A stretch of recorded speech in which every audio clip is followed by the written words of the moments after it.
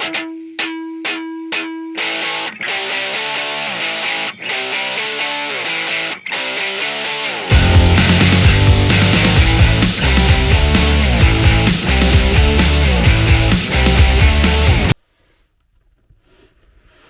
going to talk a little bit about FuelTech harnesses today. Just the ECU harnesses for right now. So this is an FT600 harness. There's an A and a B harness. And the A harness on FT600 is all outputs. There are blue outputs, yellow outputs, gray outputs, and you have a 12 volts and a ground. The 12 volts and a ground are inputs to the ECU to turn it on and feed power to the outputs. So blue outputs used for injectors, solenoids, to switch relays, things like that. You can switch a fuel pump relay, nitrous relay. You can switch a shift solenoid with it. Gray outputs are typically ignition outputs, and that's going to go to typically like a Spark Pro 4 on a motorcycle or even a Spark Pro 2. You can run it to smart coils, or you can run it to the FT Spark Box. We'll get into different styles of igniters and coils and stuff later on. Yellows, these can be triggered 12 volts or ground. The blues and the grays are all ground. So the yellows, typically what I'll do with those is switch a start solenoid, or sometimes I'll do a fuel pump relay, a fan relay. I've also recently been doing a lot of RPM activation with it. So I'll take a blue wire and I'll run that straight to a shift solenoid. And I'll take a yellow wire and I'll run it to the shift solenoid as well. The two separate wires on it. And what that will do is the ground will activate it off of RPM or when you hit the shift button. The 12 volts yellow wire is a RPM activated output.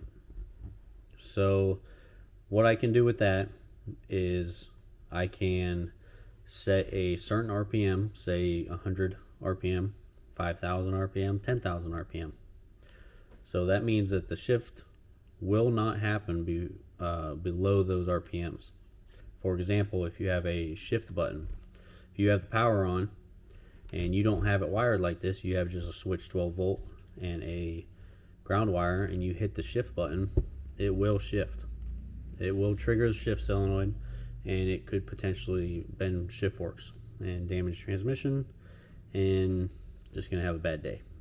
So if you do it this way, it ensures that the bike will only shift when there's RPM on the engine, and has less chance of damaging something.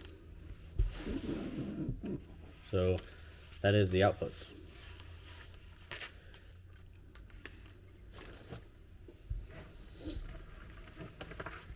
Inputs. On a FT600, there's a lot of them. There's 20. On a FT550, there's 14. And on a FT450, there are 7. Plus crank and cam on all 3 of those. So technically, you have 9, 16, and 22.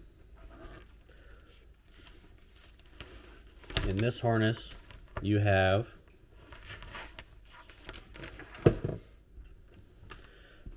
cam. It's a gray wire on an FT600. On a FT550 or FT450, it will be a black wire, but it will only have a single wire. This has a dual wire. It's a red and a white wire in the FT600. 450 and 550 will only have a white wire.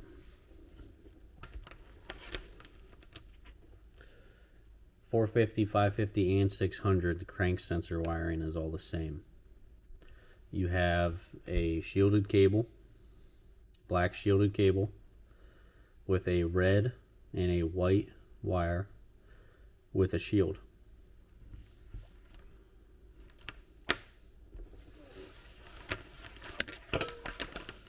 There are 2 grounds and one 12-volt input, switch power.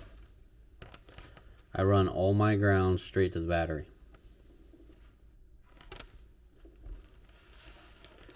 You also have another black wire. This is a smaller gauge black wire, and that is where the shielded cable for the crank and the cam gets grounded. Also run this straight to the battery.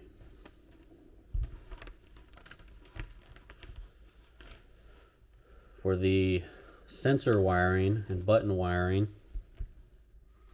you have a green wire with a black stripe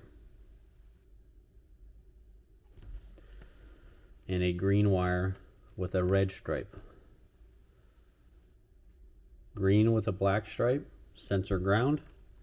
Green with a red stripe, 5 volts. All the white wires, 20 of them, can be analog or digital. Doesn't matter.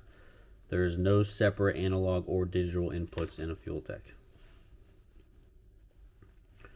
You can run any wire.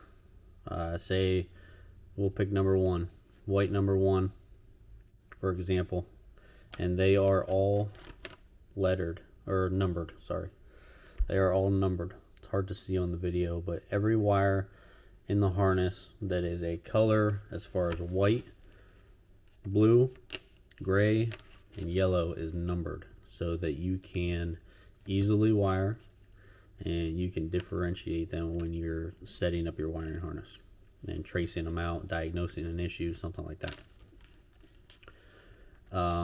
So for example, you can take white number 1.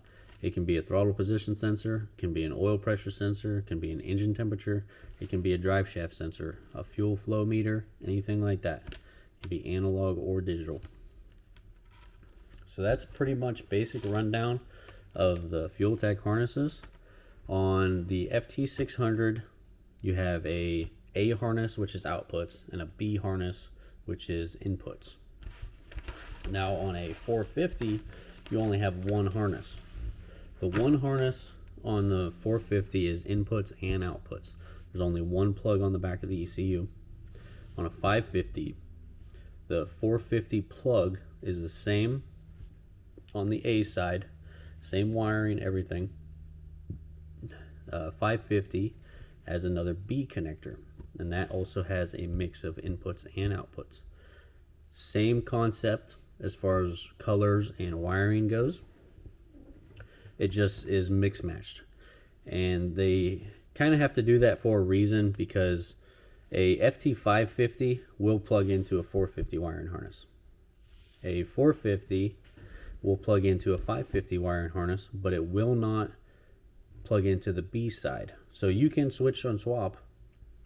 And if you want to upgrade from a 450, it's very easy to upgrade from a 450, because you can buy a 550, you can buy the B harness, and you can just add on to the bike. You don't have to rewire the whole bike, which is very, very nice. Let's see. That pretty much covers it for all the wiring basics. We're going to get into a lot deeper stuff here. So follow along, like, subscribe to the channel. I'm going to be doing a lot more of these things, and I'm going to show some cool stuff.